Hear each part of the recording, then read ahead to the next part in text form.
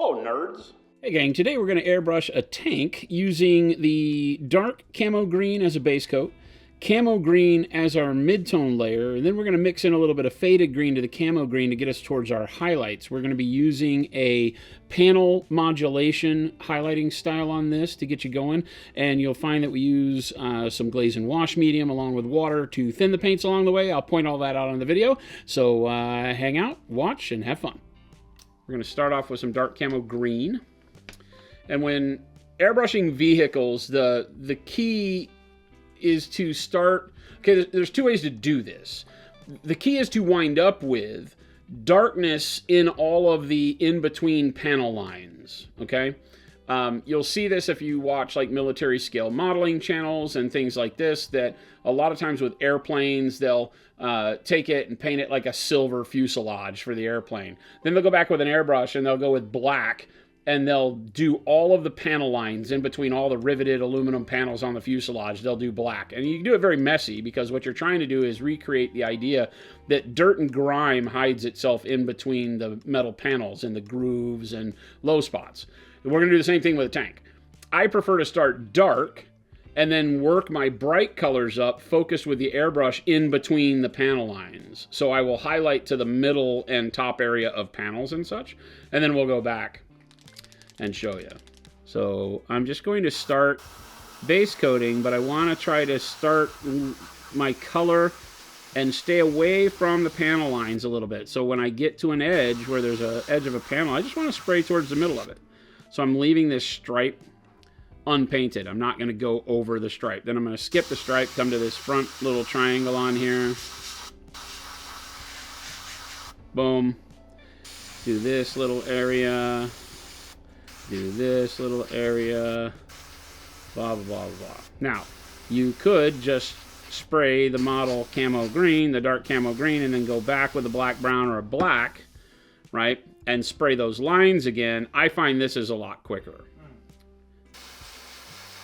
You don't have to be great at aiming here. You'll just kind of get some color on the panel and then work towards the edges. Using this kind of panel highlighting mentality, you don't have to be great. You know, your coverage can be a little bit sloppy. You can miss areas because you're trying to recreate the ultimate feel of a weathered surface. Yeah. You know, and paint doesn't weather consistently. It will be faded in certain spots. It'll be, you know, more its true color where people don't walk on it in the case of tanks. You know, but you can imagine like engineers climbing all over the tank, you know, working on it from time to time. And so you'll have areas that'll have like, you know, foot trudging marks and things like that. So we just want to get all the panels with some coloring on them. Since I'm not thinning this color, it gives me quite a bit of intensity without having to do multiple coats. Kind of just gently pulling on the trigger until I see color down, and then I'll kind of hammer down on the trigger as I see the colors hitting where I want. That's one of the fundamental keys when learning to airbrush and you're getting your aiming right, is you'll get to a point where you can just get a little bit of color on there, and then as you see the color hit where you want, pull the trigger back a little bit further so you can get more paint laid down. You can already see how it's darker in the panel lines, right? We're letting that black-brown base coat in this case be a color that we will use, you will see on the end product. Now, black-brown will show through as our dirty kind of shading color in between all these panels. You could do black, but in this case, you know, dirt that we're trying to do, like earth dirt, the black-brown makes more sense. So we'll go with that.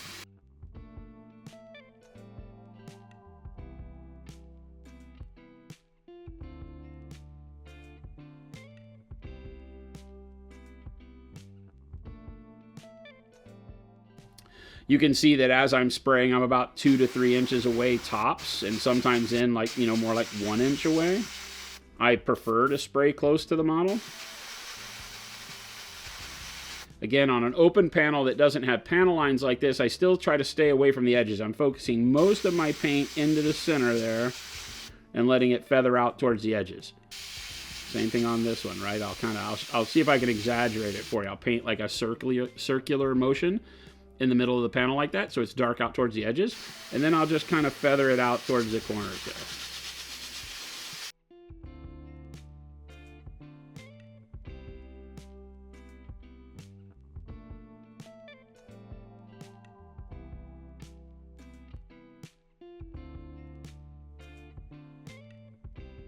On things like this, I'll just kind of do the door, kind of try to hit the lamp there, section off these little body parts into little triangles and circles for the hatches and stuff. Again, so I'm staying away from panel lines and things that separate parts of the tank. Yeah. Anywhere dirt can accumulate and edges can rub, right? So like on this sidebar, let's just paint a line here so you can see. See that line I've done? Yep. And then I'll just spread that line towards the edges briefly without actually painting the edges if I can avoid it. And like I said, you're not really worried about perfection here. The lack of perfection almost creates a much more dramatic look and finish point for us. The key takeaway is that you don't want to just spray the whole model. Because see how you can already see how those verticals are darker? Because I'm not aiming the airbrush at them. And so I'm already getting a weathered finish. One of the cool things about painting this way is by the time I put the second color down, you can be finished. You can just dry brush it. Now we'll go a little bit deeper down so we can show you more techniques, but the dark brown acts as such a good shadow, I don't really have to paint a whole lot of the undercarriage. Yeah. I can just kind of feather the green up into the other undercarriage, and it's fine. See, I treat this little section of the body, this little rhomboid or whatever, different than this top part. So I'll paint the top part, then paint that section, then come over here and paint this little section too, leaving that edge that's created there dark. So it feels like a little bit of a pre-weathering, almost if I had a dry brush black-brown on the model, think of it like that. Except the dry brush wouldn't get darkness down into the panel lines, which is why you can't really do it that way. Down here, I won't put as much green because the dark brown is such a great shadow color for this model that it just kind of bakes that in for me already. So I'll just feather some color along the undercarriage and don't really care if it turns completely green. You know, that's part of the weathering. So it kind of acts as a cheat for you. Yeah. I do want to make sure that every surface has got some green on it where it's intended, because you don't want to forget something and leave it just pure brown if you can avoid it. That'll look kind of funky. Right, so again, I'll treat this back section as a rectangle here on the back, even though it is rounded up to the top. But we'll just paint the rectangle of the back part here, staying away from the edges. Boom. And then we'll get the sides individually. Yeah. Cool model. All right.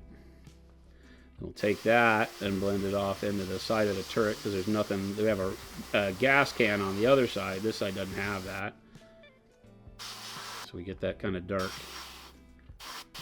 edge right there. Mm-hmm.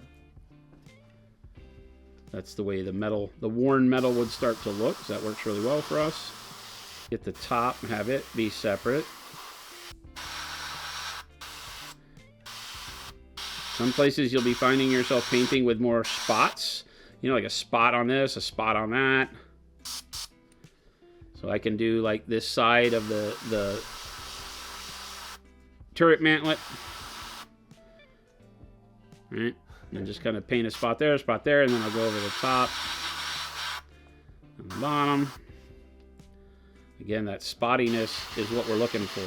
It gives it that dirty, worn look without us having to do anything else.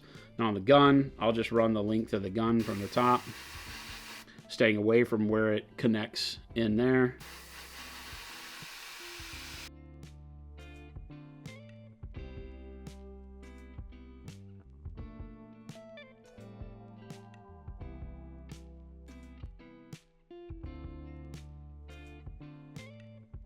We're really not putting a lot of paint down. This is one coat of paint at a fairly low, what would I call it? Low amount of paint coming out, right? Because I'm not really hammering down and pulling back the trigger much. I'm just kind of frosting green over the brown. And this is the trick of painting vehicles in this particular style, is it starting with that base layer. And if you prime your models black, that's fine. I do most of the time. So if you'd have primed this model black and then coated it entirely with black brown, that would work as well. To give that black brown coat would be fine. And then do the green. So we're using black brown as a primer layer, so that just makes it so much more easy for me to get started with the green. But then I'm just barely covering the brown. The dark camo green over the brown is the color you're seeing.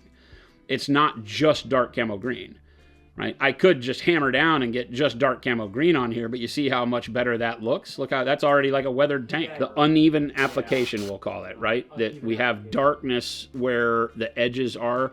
You know, there's a good look at it. Yeah. Right? That's not a play on your eyes. There's that darkness right there along the curvature of the hull of the turret, right? Yeah. And the panel lines and all those places that you see it, which makes it look very weathered. And the airbrush is the best way to do it. You couldn't do that with the brush necessarily, because the airbrush feathers that color towards the edges because of the way it atomizes paint into little dots. Yeah. So it looks like the difference between a Photoshop painting and a real painting. The Photoshop painting is all digitized and has little dithering in it and dots. That's what this is doing. Those dots are making it look weathered, like the paint is eroding away where it reaches out to the edges if you don't paint the whole thing. If you just cover the whole model, it's just going to be your color. Because we haven't, now you have those little out of focus looking spots, right? It looks kind of blotchy, it looks uneven, and that is I feel like that's a real comfortable way to learn to airbrush, because it doesn't require you to be a master at placement of color. The unevenness is what you want, right? And so that random, it's not really random. I'm trying to stay away from edges, right? More color in the middle that will become apparent when we start putting the next color on, because the next color as camo green will start to highlight, and we'll move that towards the center of these areas. And then the last color that we use will be the faded green mixed with the camo green, and we'll do that as an actual highlight, and we'll go towards the tops of all these panels. And then we'll go back and dry brush it with just the faded green by itself, and I think you guys will be blown away in how fast you can make a vehicle look absolutely amazing. Yeah. Right? My next color, number one, is not so vibrant, right? So with base coats, like the green we just did, right? We wanted it to stand out. It's going over that brown. We want it to be able to blend in with the brown, give us the weathering, feather at the edges, fine. We want full intensity color, great. As we go brighter, I don't want full intensity color, because I don't want the spots that the airbrush makes just by it being an airbrush, and it atomizes the paint turns into dots, the dots hit the model.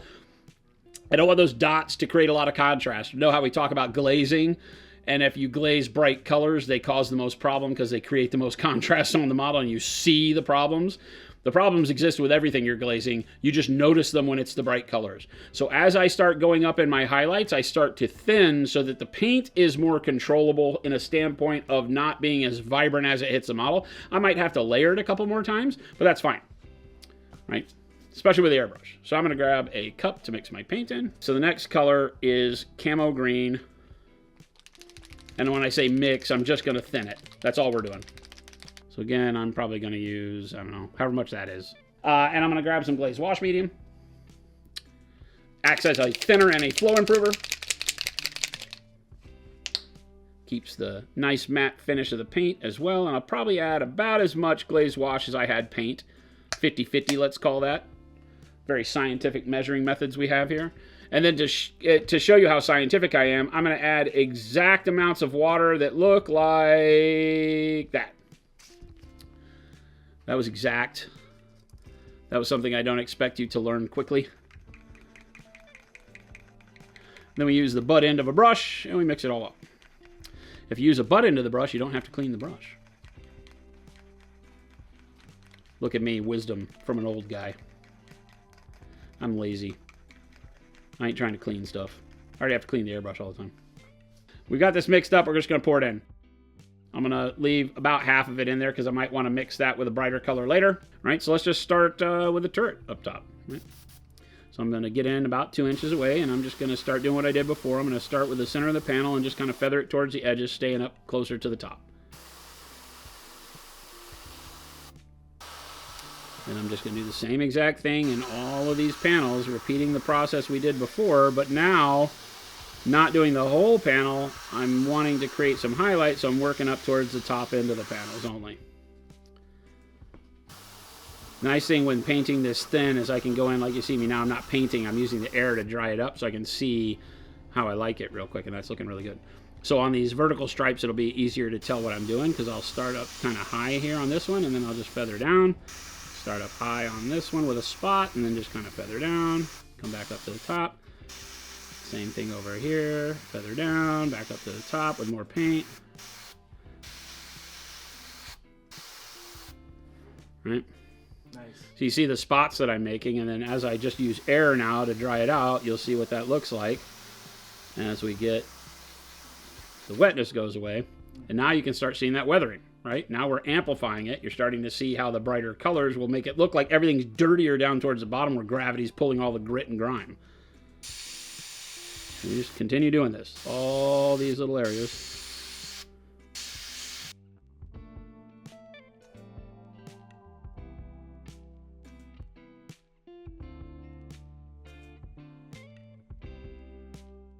All right, so you can see on that side versus that side. Nice. That's where we started. This is where we're heading. You can start picking up the darkness of the weathering. The weathering is a term I use loosely. It's just the first coat of paint showing through. We just keep going. Same thing on each of these panels. Just pick the panel out.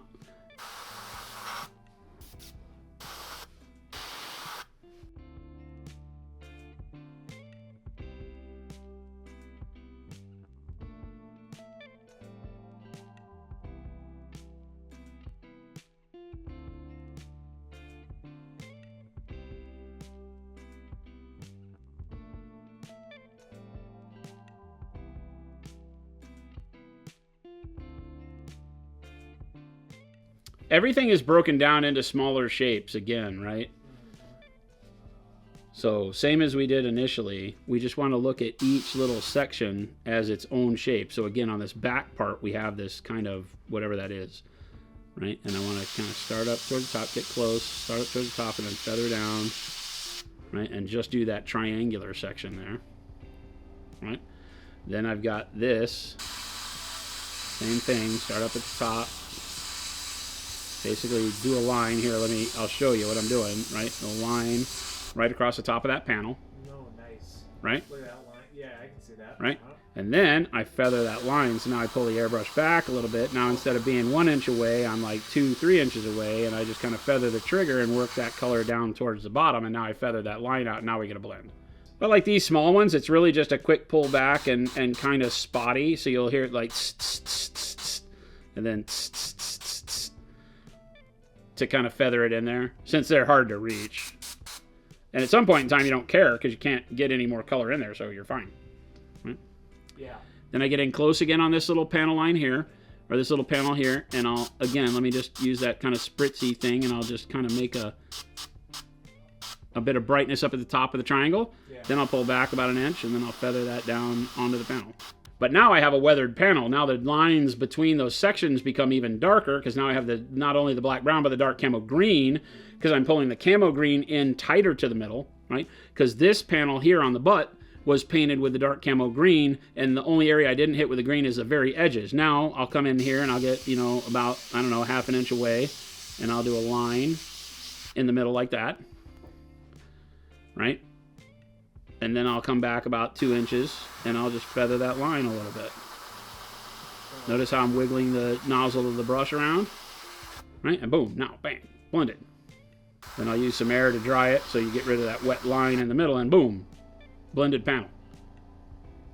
So a lot of the trick with the airbrush is learning how to do that as you're aiming in, right? So again, let's just keep showing you. Same thing. This is just a rectangle on the back of the turret here. I mean, it's kind of slanted on the sides, right? But I just want to get in close, do a line of paint across where I want my highlight to be, bam, like that. Just a line, just a nasty line. You'd never leave it like that, right? And then pull back about 2 inches and start feathering that line. Come on, man. That's great. Right, boom. Chat, that's great. Then I use a little bit of air for you guys so you can see as it dries up because the paint will be wet. Now, thinning your paint is very intensely necessary here, because if I was not using thin paint, you might still see that line. Okay. Right? Gotcha. But now it's all blended out, and I get the darkness down towards the bottom because I put the line up towards the top where that'll be the color the most intense. And so that's building in that pre-baked weathering, because I've got all these little spots around the cupola here.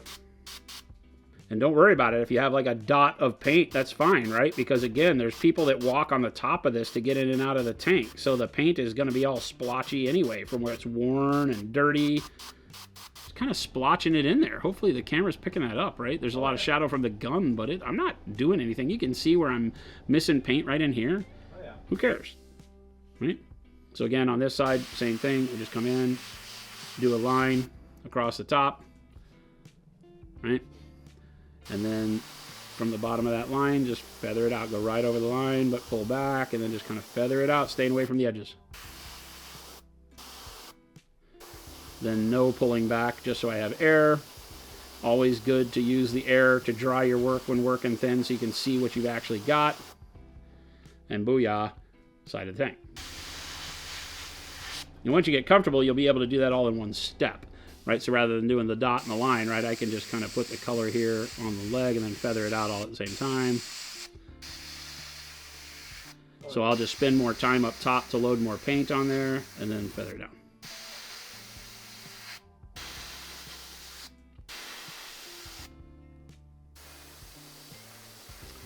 Use the air to dry all that away to get rid of those spots, and bam.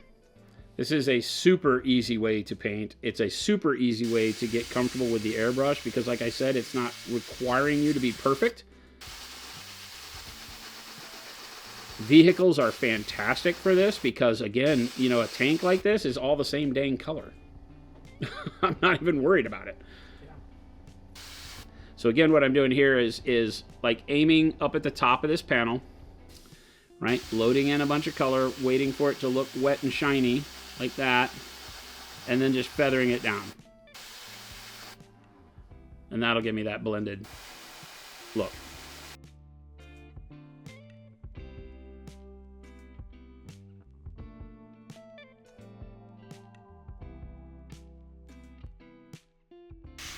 This is not my brightest color, so I'll feather it up on the inside underneath the hull there as well.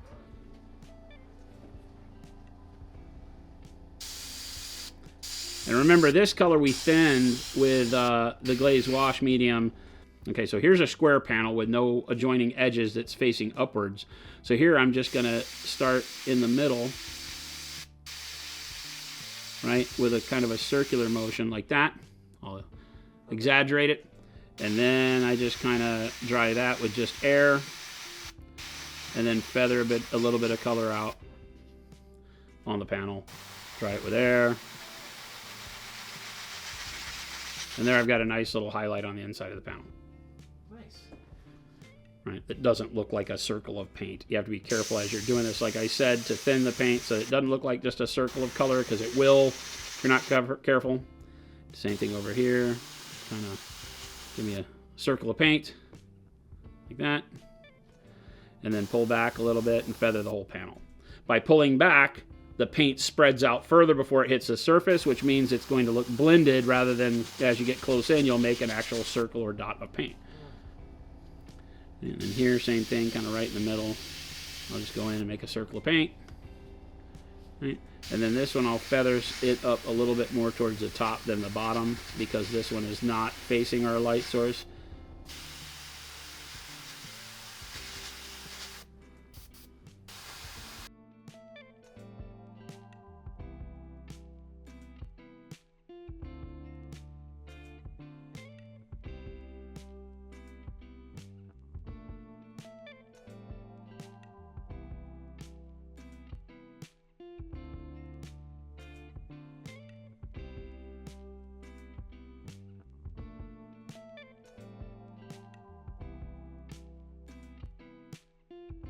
We're going to use the same color mixed with faded green. Faded green on its own is a little too bright through the airbrush to do. It would make it look a little cartoony with its brightness. Okay. So we're going to mix it with the camo green to get the next color brighter, about 50-50. I'll show you that. And then we're going to spray that as a highlight color, right? We can grab our cup that has our camo green in it.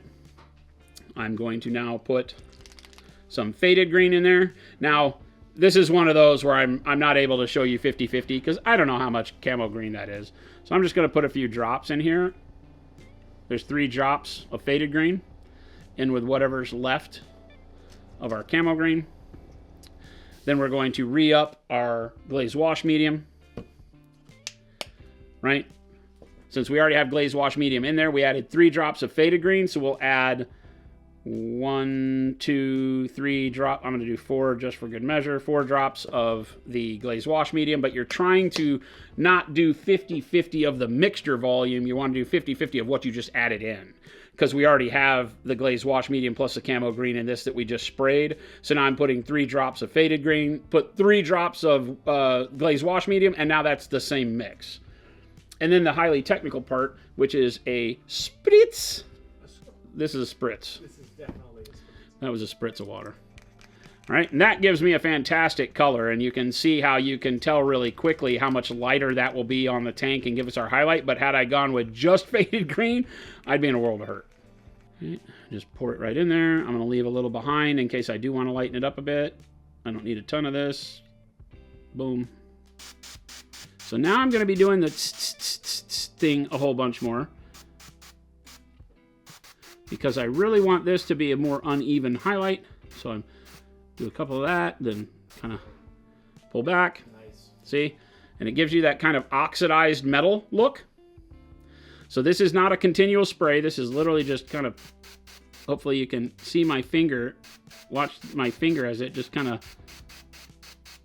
bounces on the trigger a little bit. Then I'll come back a little bit back here and just feather that out.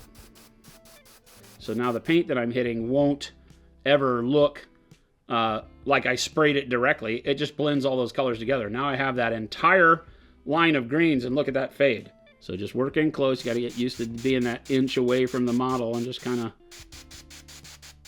tapping on the button to get the color where you want it. These flat panels, I got to be careful. I don't want it to look like a line. I'm not spraying as much paint, and I'm not able to blend as much. So again, it's just kind of quick pulses. Oh.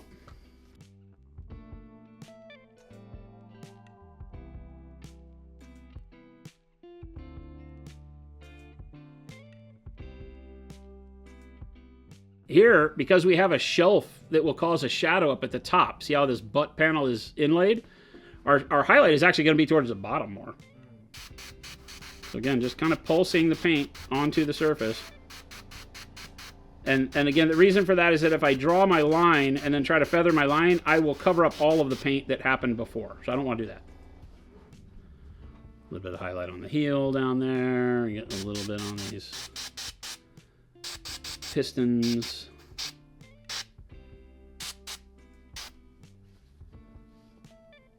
All right. So here's a good way to compare and contrast. Here's this side, which I can probably get a little bit more brightness up on this front.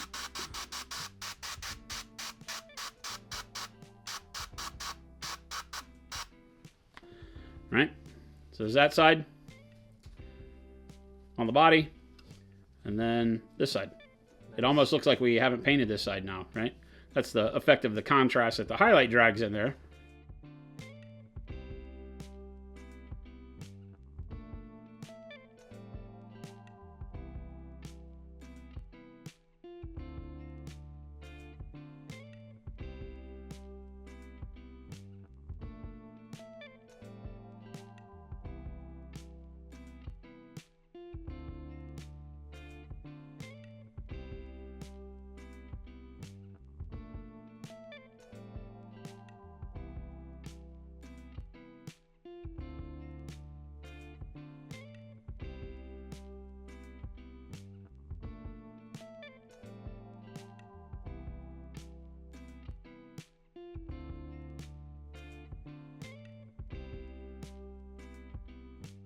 You know, you're talking about it already looking like it has streaking going on, right?